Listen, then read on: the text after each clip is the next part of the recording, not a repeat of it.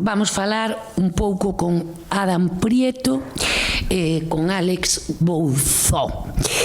Cando un actor debuta no cine cunha personaxe potente, como é no voso caso unhas liñas discontinuas e en San Simón, e non ven deste mundo, o mundo un pouco estala, porque hai presentación, festas, alfombras vermellas, hai un pouco de todo, non? Os aplausos, pero que pasa o día seguinte, non?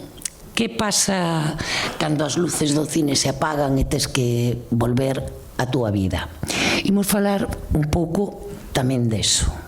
Bueno, o primeiro é Adam, ti és de Vigo? De Covelo. De Covelo? Ah, creín que eras de Vigo, de Covelo. E ti, antes de facer as liñas discontinuas, ti és soldador. Traballabas de soldador ou traballas de soldador? Traballabas ou despois da película volviches o teu traballo? A ver, eu traballaba de soldador. Eu empecé a facer o casting traballando de soldador. Cando vin que o meu casting foi moi largo, que foron 9 meses. Cando vin que todo isto empezaba a ser de verdad, e xa me dixeron: vas ti a representar a Denise, falei coa miña empresa. Non me daba as vacacións para poder gravar a película. Entón dixen, marcho.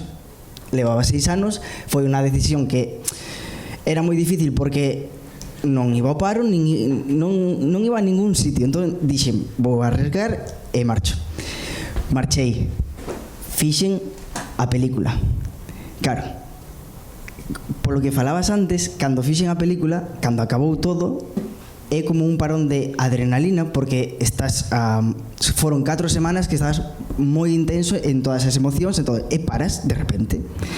Claro, hai un parón e en ese momento ainda non estás na realidade nin nada. E dixen, que fago agora? Pois púseme a limpiar nun hotel que está cerca da miña casa, porque tiña que ver un pouco para onde dirixía toda a miña vida de repente despois diso. E chegou os festivales. E o teu traballo en San Simón? Fixen o casting e fixeno con Noemi Chantada, que estivo aquí, creo que neste baixo, de feito, hai un aniño ou dos. Moitas veces, Noemi é filla de Cans. De Cans, perfecto.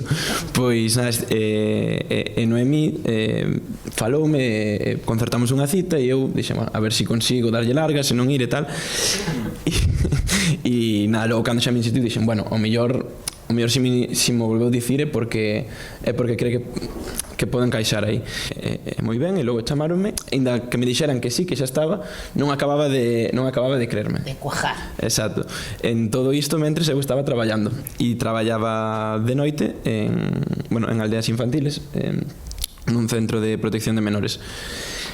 E estiven de feito facendo os ensaios, saía de currar da noite e reenganchaba cos ensaios, pero bueno, que super guai, porque ao final, por sorte, gravamos nun espazo genial, íamos na barca e gravamos. E bueno, si como dicía Adam, estás moi arriba, pensando en cando chega o día no que gravas a escena a secuencia que queres, pensando en cando está a peli, cando van a estrear, pensando cando estrean, que cando vas ir ao festi. Claro, e cando acaba todo iso, queda un valero que dis, que fago con isto agora? Bueno, estamos un pouco nese punto. Ti sigues traballando en aldeas infantiles polas noites? Non, agora non, porque estou opositando, aparqueino para opositar, e bueno, estou traballando tamén na novela, como che dixo. Pregunta fundamental: queredes seguir no mundo da interpretación? O sea, esa é por onde queres enfocar a túa vida? Eu, sin dudar, sí. Simplemente que agora sí que sinto un pouco ese estar perdido en que formación collo, que é o mellor, pa onde tiro. Unha formación larga, pero entón de que traballo? Teño que seguir traballando. Eu teño 2 nenos, que é da miña parella, un ten 12 anos e a outra 3. Entón, compaxinar todo é como a que lle dou prioridade.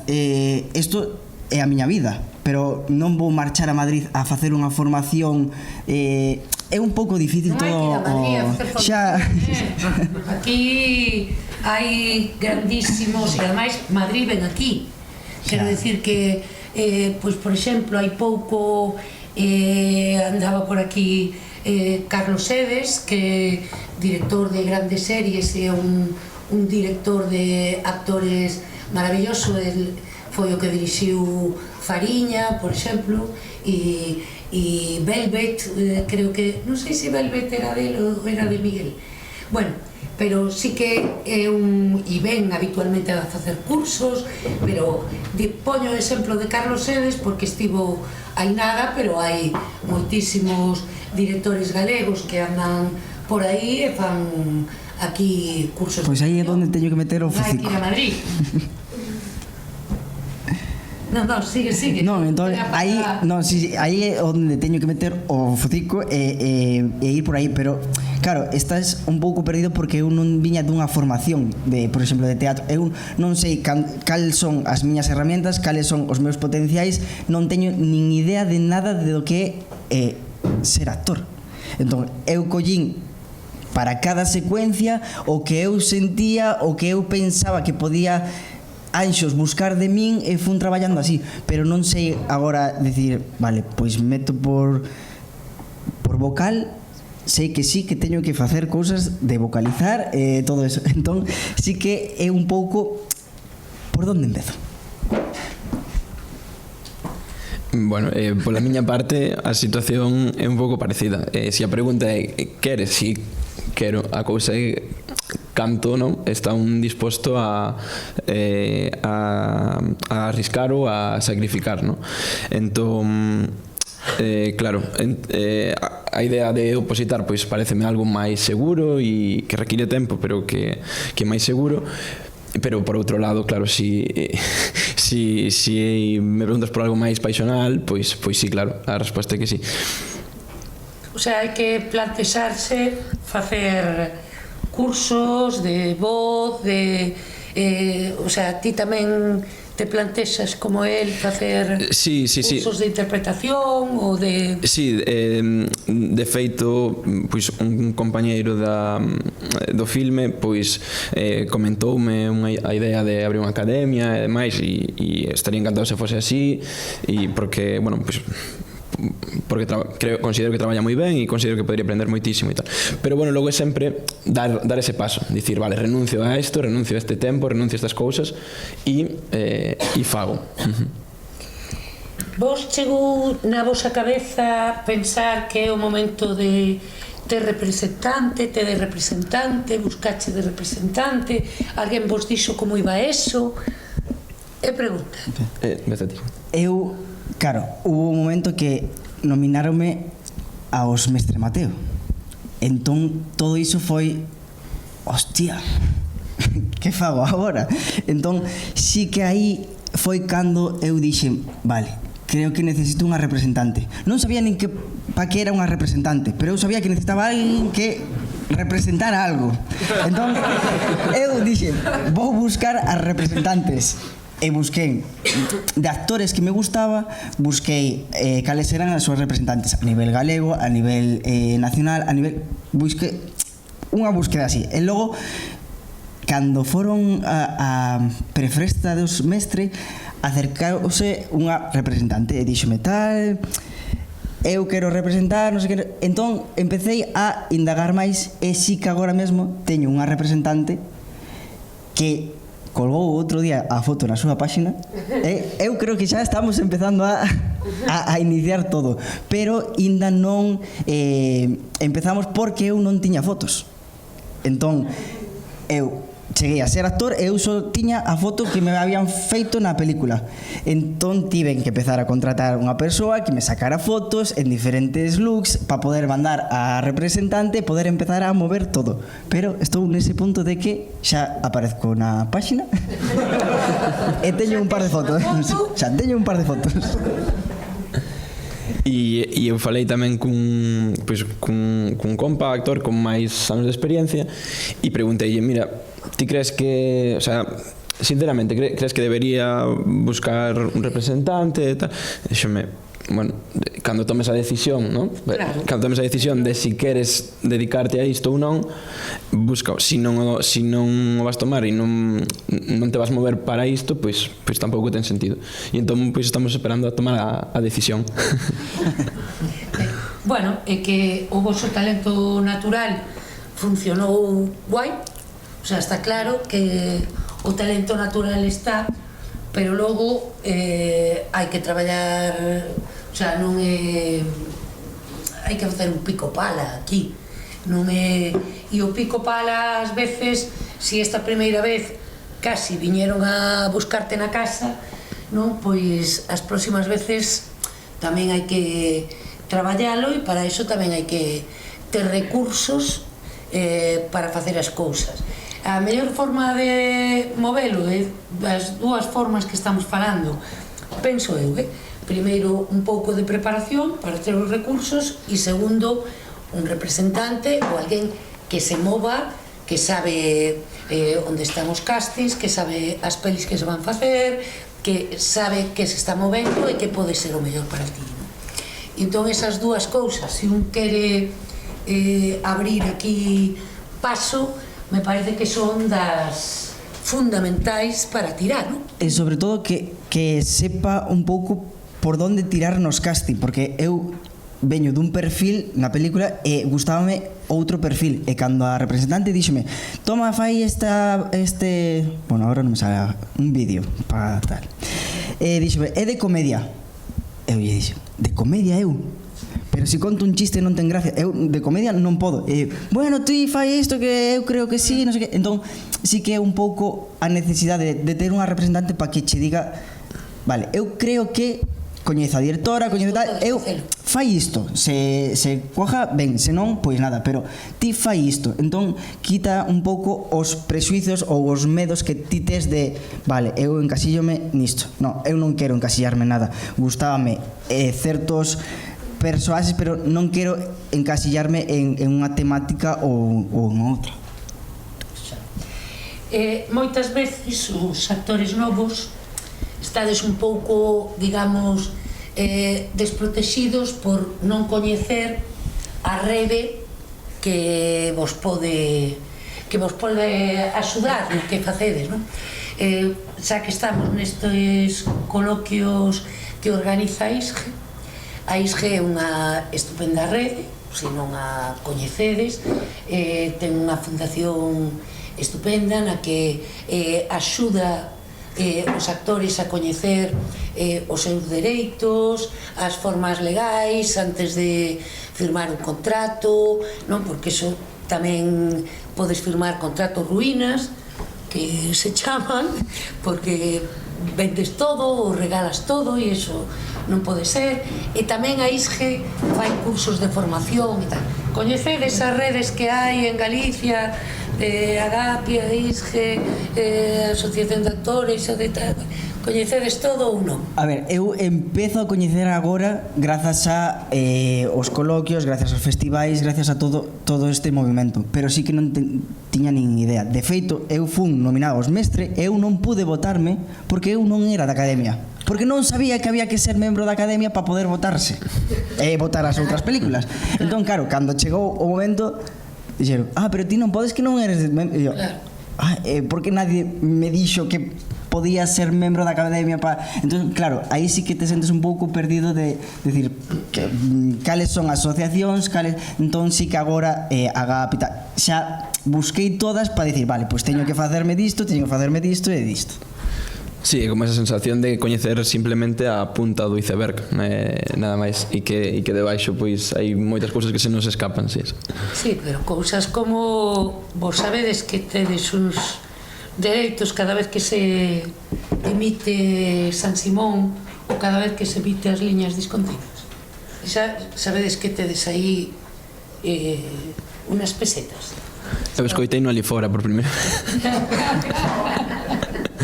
Cada vez que unha plataforma ou cada vez que a televisión emite unha serie, pois, ou unha película, eles teñen que pagar, vos tenes os dereitos tamén de imaxe, igual que os guionistas, os directores teñen os seus dereitos, o sea, e esas cousas en América, todos os digamos managers dos artistas é unha especialidade que xa se estudia na universidade porque son abogados todos. Por qué? Bueno, porque aí se funciona por contratos, por dereitos, por tal.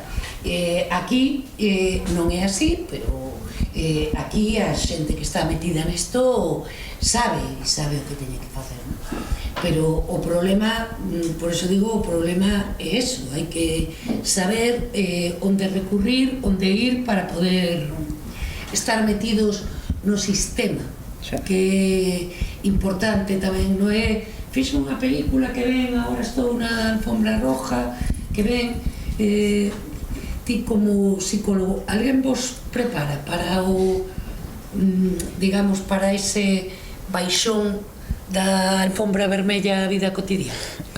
No, o sea, e nada. esos recursos naturais, porque eres psicólogo e ti...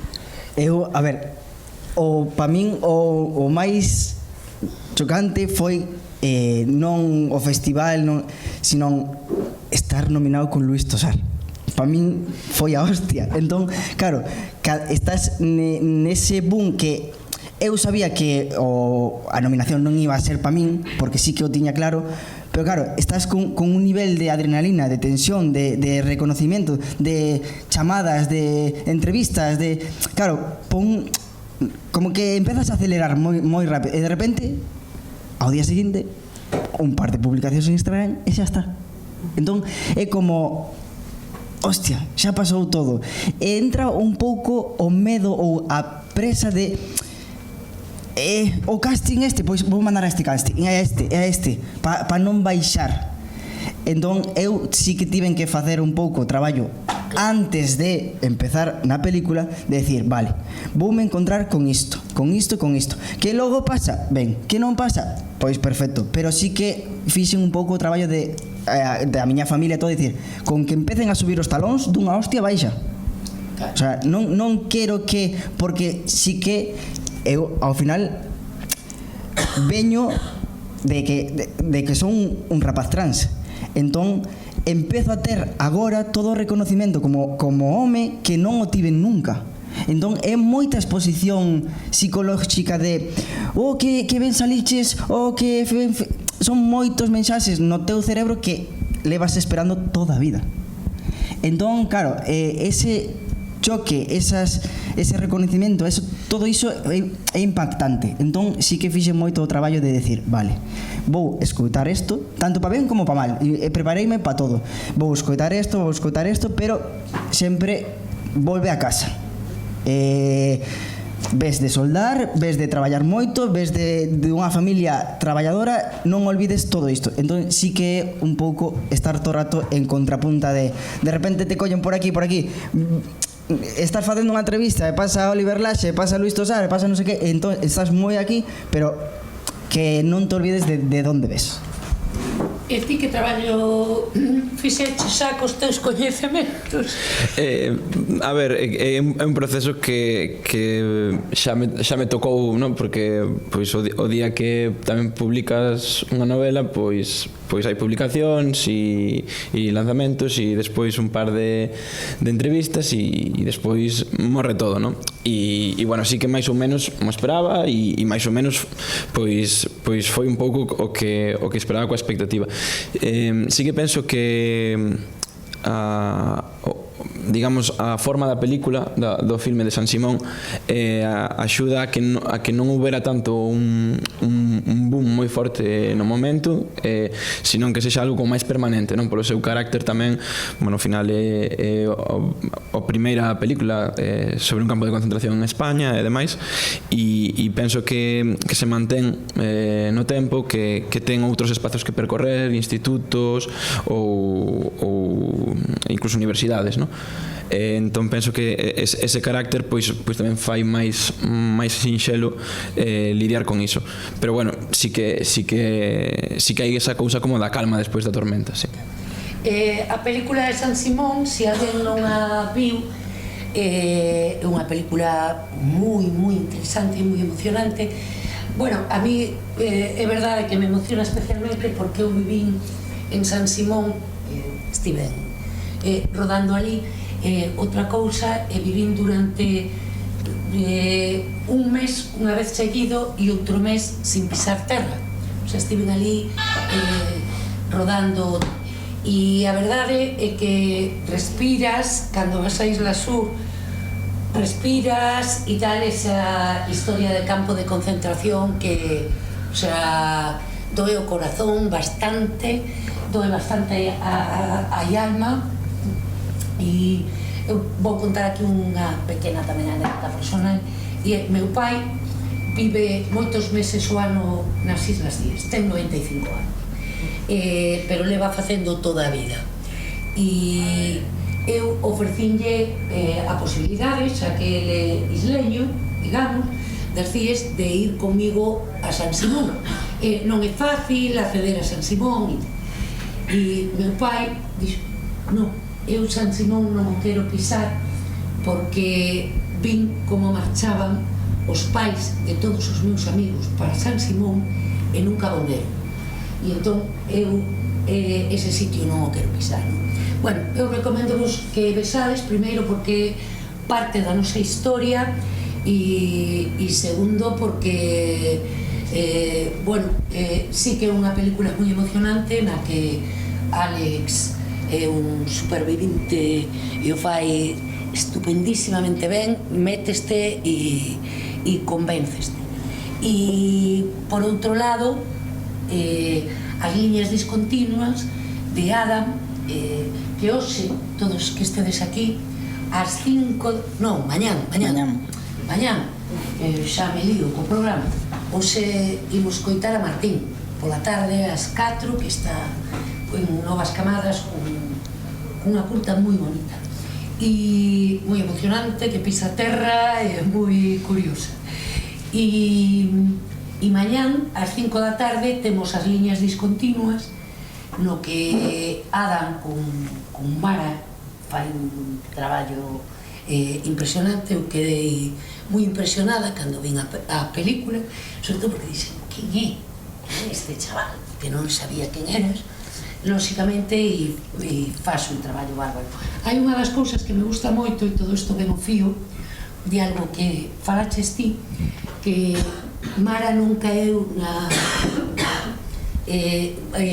Anxos Fazáns, a directora, non caeu na historia de falar dun proceso trans. É, digamos, un dos temas, igual que Mara pois está nun proceso de divorcio, pois ti con estudios estás nun traballo que non te chega, en ese encontro entre os problemas dos dous, pois falas que eres trans, pero tampouco se lle dá ninguna importancia, que é algo que a mí na película, digamos que me encantou, darlle unha normalidade a algo que deberíamos de falar con normalidade. A verdade é que é moi sorprendente porque Anxos traballou o tema trans moito máis, o sea, tiña moito peso a nivel traballo e logo o fixo dunha maneira moi sutil e todo foi, o sea, a idea principal de como enfocalo aí foi a través dun día que estábamos traballando Mara, Anxos e eu e falamos do calor de verdad. Entón empezou esa conversación onde dá pé a poder contar isto sen que sea algo nin traumático, nin diferente, nin raro. Contas, digamos que no mesmo tono que contas que eres traductor. Sí. Digamos que está na conversa con normalidade e diste, o sea, como espectador agradezo, que a non ser que vayas ver unha película sobre o tema, que tamén as vin e tamén están ben, pero que, claro, a película vai por outro lado. Entón, ti dis, coño, pois agradezco que sexa...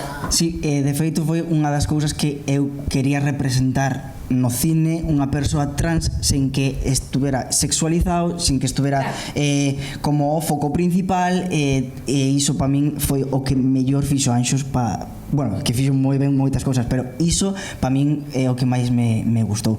De feito, non vou facer spoilers, pero sí que Anxos tiña outras cousas na cabeza onde iba a ser máis explícito, e non o quiso porque dixo, non quero que a xente veña a ver a película só por o morbo de saber que tes ou non tes, que se hai peito ou non hai, que unha persoa atrás é un proceso moi longo, e que pode ser unha persoa atrás ter peito ou non, dependendo de como se senta coa súa disforia. Entón, Anxos Paí fixo un traballo espectacular. A ver, o traballo non é só físico, é mental.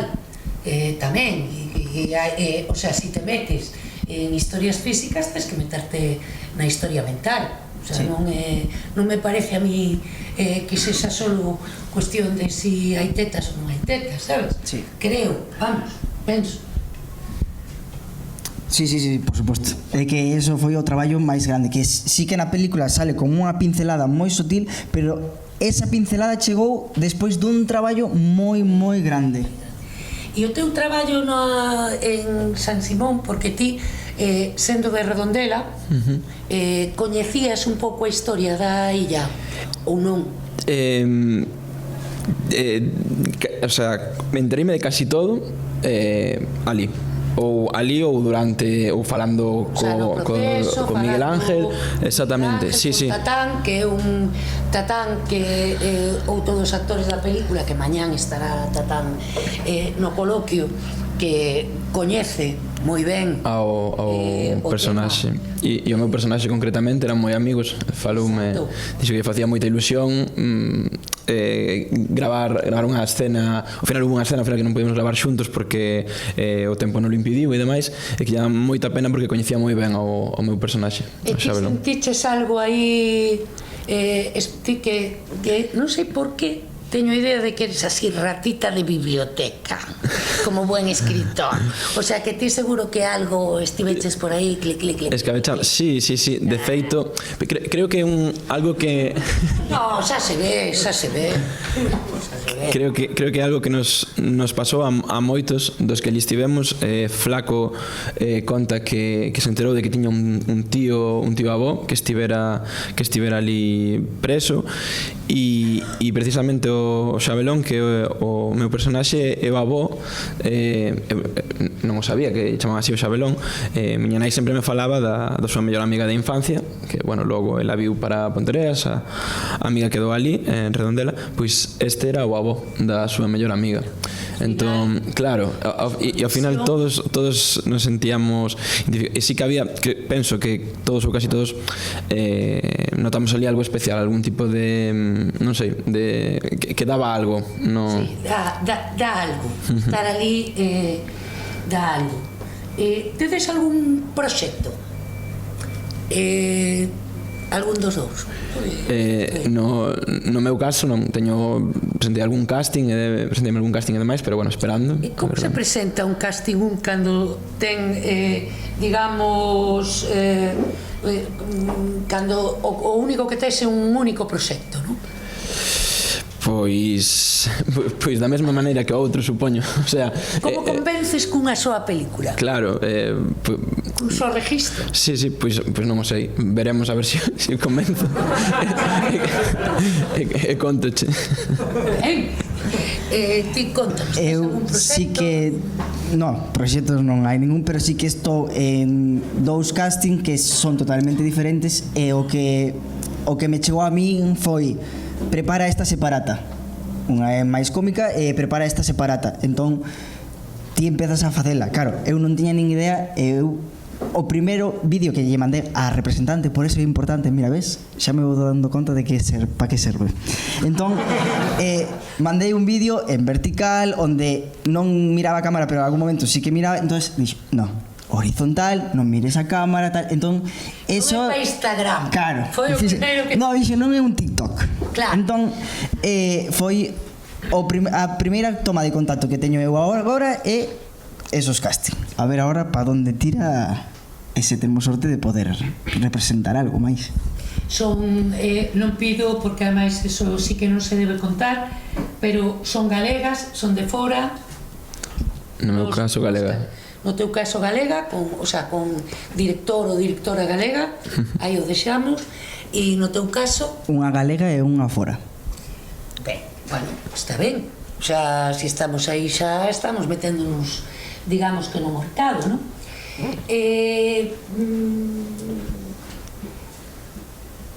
Imaginade que agora na sala hai alguén que fixo un rapaz, unha rapaza, que fixo unha curta, non? E ben, talento brutal, pero está un pouco no mesmo caso que vos. Vos que xa estades, no mesmo caso, digo que non sabe que facer, non? Vos que xa estades un chanzo por riba, digamos, que lle diríades que non fixera, ou que metedura de pata pensades que non se debe facer, ou que erro hai que evitar a toda costa?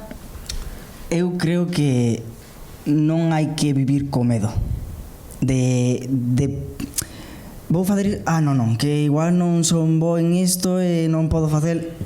Ti faino, se non te collen, pois xa está a outra cousa, pero vivir con medo de que nos mesmos nos poñemos de... Eu cando fixen o casting da película, hubo unha vez que tiña que ir a Santiago que as pernas non ían. Eu chamei a miña parexa e dixen, non podo conducir porque non me van as pernas. E ela dixo, vai o casting xa, en plan, nin de coña. Pero é o feito de o medo é o peor enemigo que podemos facer. É mellor arrepentirte do que faz que do que deixas pasar. Sí, totalmente de acordo, e eu engadiría o mellor que non leves que non fagas do resultado unha atribución persoal, que se algo non funciona non saques a conclusión de que non serves ou de que isto non é o teu. Tampouco ao revés, tampouco se algo funciona penses pois sobreestimes as túas capacidades, ou que ao final quen decide o que funciona e o que non funciona, e que hai moitos factores que non se poden controlar. Sí, bueno, eso realmente tamén pasa nos oficios dos creadores e dos directores. Hai directores que teñen obras maravillosas e logo pinchan. Non todos valemos para todo, pero incluso hai creadores que fan estupendamente a comedia e logo no drama pinchan. Eso non quere decir que sexan malos, non? Pinchas porque o mellor non é o que mellor se te dá, ou non é o que mellor faz, ou o que mellor podes facer, non? Bueno, que un pouco dá igual. Vos que preferides facer? Cine, televisión? A ti gustaría seguir no teatro? No, eu de feito deixei o teatro, gustame moito máis. Sabes todo, macho. Gustame moito máis o cine. Non, televisión. Televisión non. Cine. Sí. Sí. Ben, ti? Eu tamén, cine. Teatro creo que non me veo no teatro. E na televisión tampouco. Cine sí que me gustaría.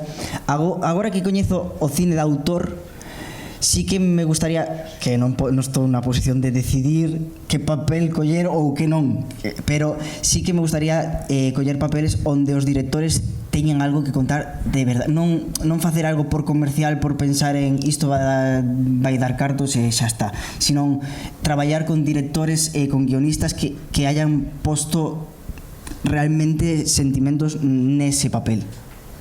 Sempre pos sentimentos, quero dicir que sí, sempre hai dunha maneira, doutra, pero bueno, sempre hai, eu non sei, pois estou pois as últimas películas que ti falaches del de Luis Tosar, hai películas de acción, películas sempre hai, porque os personaxes para que funcionen e para que algo funcione teñen que ter unha biografía, un algo detrás.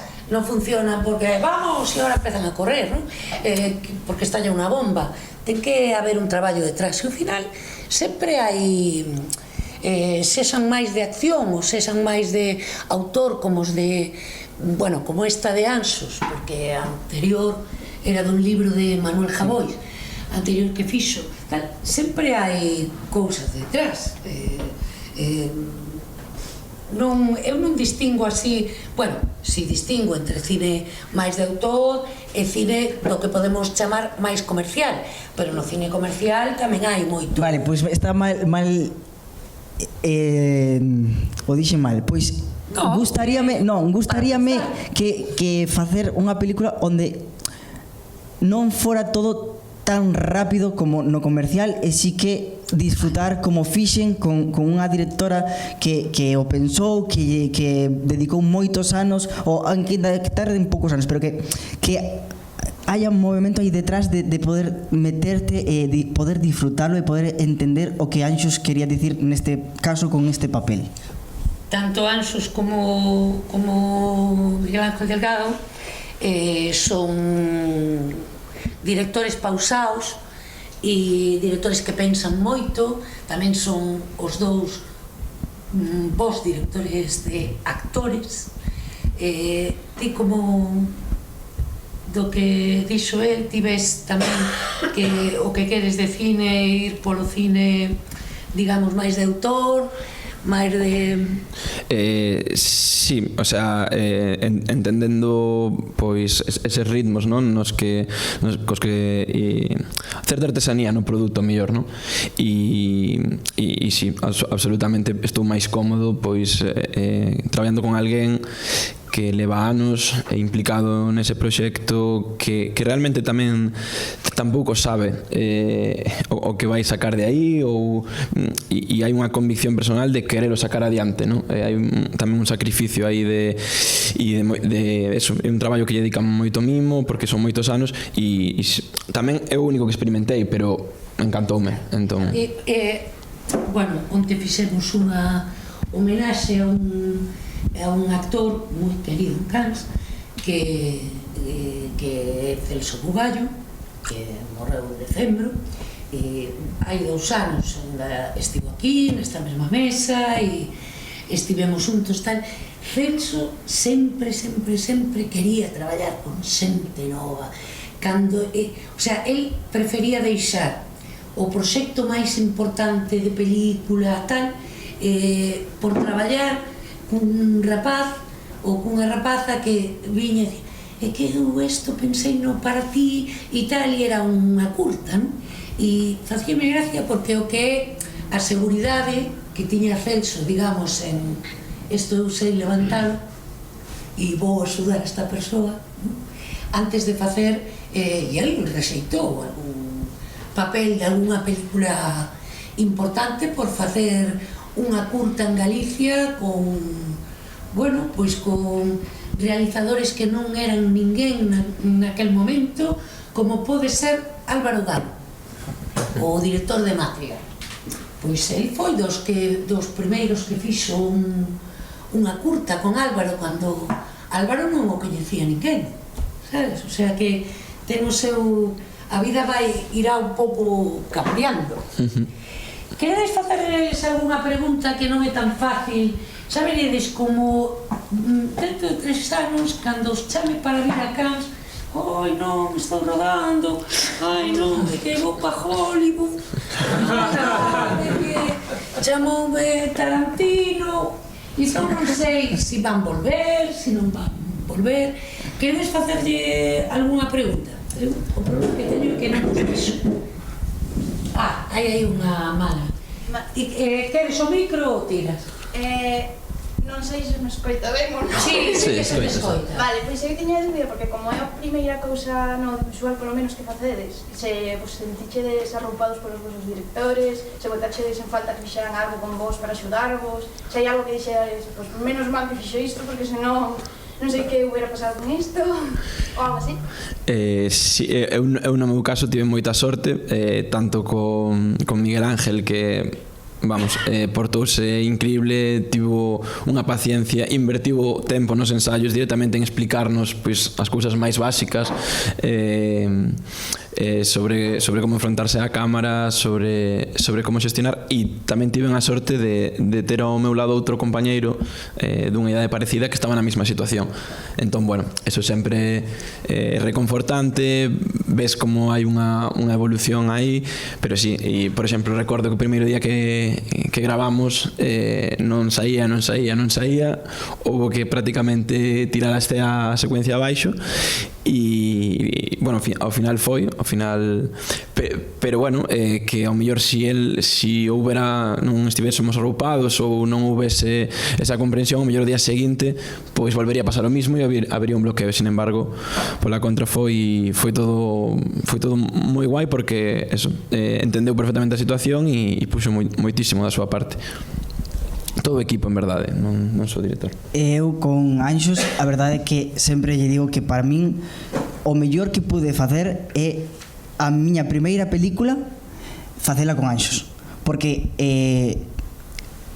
foi quen fixo que eu amase isto, tanto por respeto, por coidados, por como explicaba ou non as cousas, como arropamos Anxos, Silvia, o sea, todo o elenco que está en detrás das cámaras, tanto os de produción como os de vestiario, como os de... fixeron que estivera comodísimo todos, con unha paciencia tamén, porque eu a primeira vez que empecé a rodar, cando dicían a marcas, eu non sabía que era a marcas, hasta que empecé a ver no chan etiqueta rosa, verde, non sei que, entón xa a paciencia dos primeiros días de decir, vale, pois a marcas é isto, todo que é moi grande, todo ese proceso, porque, exemplo, eu tiña que coñer isto e facer isto, vale, pois eu volvía a deixalo cando cortaban, volvía a deixalo no seu sitio. Claro, non, é que hai unha persoa traballando para iso.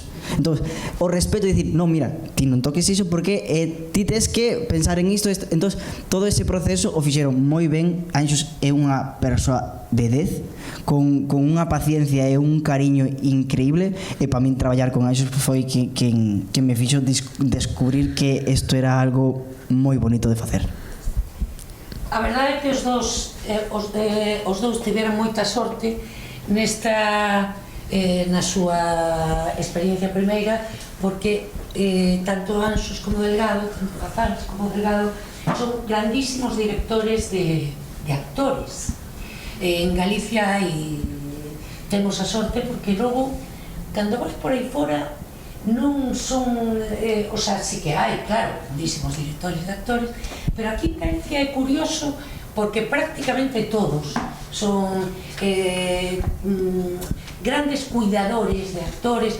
Pois agora que falábamos de Álvaro Gago, para facer Matria estivo moitos meses de ensayo para darlle esa seguridade a María Vázquez. O sea, temos grandísimos directores de actores. Penso, estou dando así un repaso a todos porque, bueno, hai un rato tamén falábamos de Zarauza, hai moitos, e todos temos esa boa sorte que si estades con galegos ides a toparvos eso. Algúnha pregunta máis por aquí? Imos alá, tira, que tes voz. Vale, antes dixetes que non farías nin teatro nin televisión. Bueno, se vos propoñen unha película na que o protagonista é un actor de teatro que fai televisión, entonces faríades teatro e televisión dentro de unha película? Eso é intrahistoria, e a intrahistoria é igual. Sí, eu sí. Claro, sí, obviamente. E bueno, e decir, o sea, ao mellor dixen, non, pero bueno, o sea, dicir non vou facer isto ou tampouco, non? Si que prefiro, pois teño claro. Pero bueno, non estamos como para dicir o que... Claro, non, pero sí que eu, por exemplo, non me veso traballando no teatro porque é unha exposición moi grande, sempre nun ritmo de emocións moi forte, depende da obra, se dun ano, de 2 anos. Eu creo que non o sei, pero gústame máis o tema dunha película. Bueno, é unha concepción básica, o sea, o teatro ten moitas, ten improvisación, ten moitas cosas que salen do tópico que tal, pero é moi apasionante. Eu lo recomendo como vídeos para YouTube, eso, non? Un corto para YouTube, esas cousas. Home, aí xa, se hai un director que me dirixe, pois para min xa é como unha peli máis, pero eu como persoa porme a facer contido, non estou niso. O cine ten unha forma de traballar moi distinta como é na televisión. Na televisión, nas series, hai que facer X secuencias ese día e hai que facerlas sí ou sí. O sea, teñen un esquema rígido no que non hai os tempos de ensayo. Non é que non queran facelos os directores de series, é que non se contemplan moitas veces, e hai directores de series que fan horas que non corresponderían cos actores e con tal para poder ter todo organizado, pero é un plantexamento moi distinto e a industria nas series de televisión manda e manda con moi pouco ensayo, o sea, vai todo e despois nunha serie tamén ábrense ao mesmo tempo moitos capítulos e ti moitas veces non sabes como vai rematar porque ainda non escribiron o capítulo, da igual, o 13 ainda non está escrito e ti non sabes se vas a acabar morto, se va tal, pero ti tes aberto pois porque deciden facer a localización interior baixo de Carlos Díaz e hai 3 no capítulo 1, 2 no capítulo 3 e unha no 5 e tes que rodar eso por a mañán e tes que saber de onde ves, a onde vas, que tamén é un traballo moi complicado, non é un traballo o de actor de series, os que fan series é complexo, porque non tes moitas veces nin o personaxe completo, non? Que por suposto que se me chaman para unha serie vou ir, pero creo que como agora de ferramentas de que eu teño como persoa e todo, síntome máis preparado para facer unha película, pero non quita de que poida facer unha serie pero sí que o teatro, o nivel de exposición, o nivel de todo iso, eu non me veo, pero non o probei, entón tampouco podo decir non me gusta nada de nada. Pero hai moitos actores que non fan televisión e que non fan teatro, e actores galegos. Si pensades, hai determinados, sempre son os mesmos, pero hai determinados actores galegos que non os vemos nunca en ningún. Claro, que non vou deixar non vou facer teatro por pensar aquí gano cartos ou non, o sea, se non sai as películas ou as series ou o que sea, non é para min o momento, pois tendrei que volver a soldar, pero non vou facer algo non que me vai a sentir incómodo ou exposto demasiado polo diñeiro ou por un recorrido ou por unha apariencia ou un recoñecemento. Eso non o vou facer.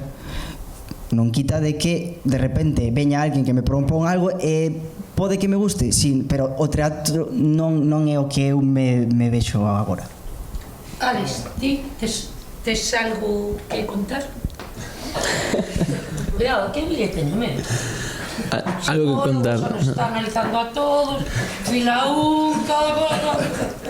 No, está bien. Nada que engadir. Alguna pregunta máis? Una pregunta. Escoitei, tes familia, non? Sí, Muller e fillos. sí, Pais tamén? tamén, Tú tamén? Tamén teño pai, sí. Abuelos tamén? sí. Bueno, contarnos que os pais e os abuelos son os sufridores dos artistas. Quen está falando que vos non o vedes Os falan... Paco Novas, o pai de Janet Novas. Son os sufridores porque, claro, estou escutando e estou reflejando a miña filla porque é un mundo moi difícil no cual a nosa cultura de aquí non nos alcanza os parámetros suficientes como para decir onde ten que caminar. Porque, por exemplo, teño un fillo que montei un pequeno negocio cando pude eu e E aí me dixe, mira, tens que ir por aquí e por acá, pero chega a filla e dice, papá, es que estoy...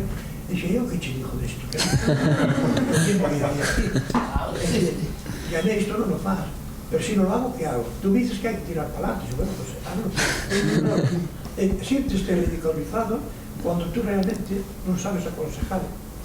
No, eso non é sentirse ridiculizado.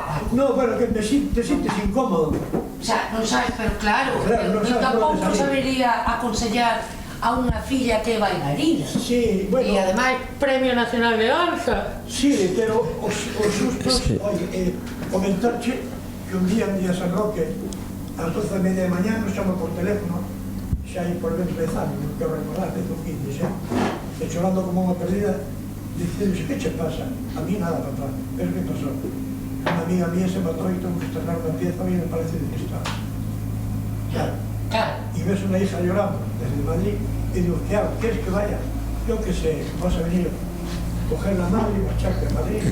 Y claro, y pasaron unos ratos muy malos, porque ¿esto qué le pasa? Y llegar allí y dice, suspendo la función. Pero la madre de la niña le dijo, ya me sigue con la cosa delante, porque ella te estará viendo. Y bueno, estos trabajos todos. Pois mira como sí que pechedes aconsellar o que considerades vos que debería de facer. Eso está moi ben, cada pai e cada nai tamén considera como teñen. Hay una... Todo es muy bonito, pero hay algo otro. Ahora, con respecto a eso, si hay una familia que os apoye y que vea, yo os digo que tiréis para adelante, porque ella salió para adelante. Yo siempre le he apoyado lo que pude. Pero guiarla... Salió para adelante, digo. Vaya, se salió. Guiarla no la pude guiar, porque le dicía algo, papá, así no, papá. Y yo, bueno, Gabriel, dime tú. Bueno, eu creo que sí que se axuda, o sea, entendo, non o son, non son pai, pero creo que os pais necesitan, no mellor dos sentidos, sentirse útiles ou sentir que poden axudar aos seus fillos sempre e bueno, ao final cando é algo un terreo mellor máis inhóspito nese sentido, que no que é máis difícil prestar axuda, pero estou seguro de que ela sentiu que sí que ella podeches axudar e de que foches absolutamente útil para simplemente co apoio xa... E a explosión da casa cando gañou o Goya? Sí, bueno, entonces é outra cuestión que tedes. Falábamos do medo, falabas ti. O medo é o peor enemigo do home. Nunca hai que ter medo. Eu sempre dixo tamén a miña filha, tú nunca teñes medo. Ti cando vas ao sitio non che abren a porta, entra e toca despois. De unha maneira que se abren a porta. Porque como te poñas a porta a esperar, quedas jodido, ¿entiendes? O sea, en eso teño moitísimas anécdotas que eu non podo contar, senón alargaríame moito. Porque eu emigrei con 17 anos e sei o que foi tocar portas.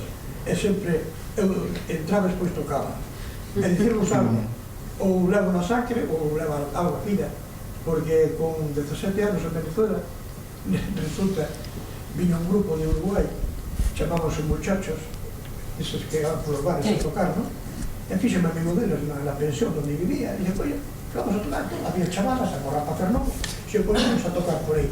E a dónde vamos? Dijo yo, hai unha boda dun árabe en Altamira, vamos a la boda e le tocamos allí. Dijo, ¿y qué nos paga? Le pasamos la... Yo tenía miedo, yo digo, ay, para... Dice, pues vamos a la borra, sí. De aquella tenía yo un Mercedes B56 que me lo regaló un médico, porque le pinté un carro gratis y me regaló el que tenía de Madrid. De aquella había mucho... Y cogimos el carro y nos fuimos a la boda, y ahí en la boda empezamos a pasar la bandeja y juntamos un montón de pasta. Nunca tan callacha, eso mío. Después dice, a salir de aquí, ¿por dónde vamos? A tocar en los bares y a pedir. Claro. Los tipos me llamaban todos los días, oye, ¿cuándo vamos a salir? Yo les digo, como quieras, hay que perderlo.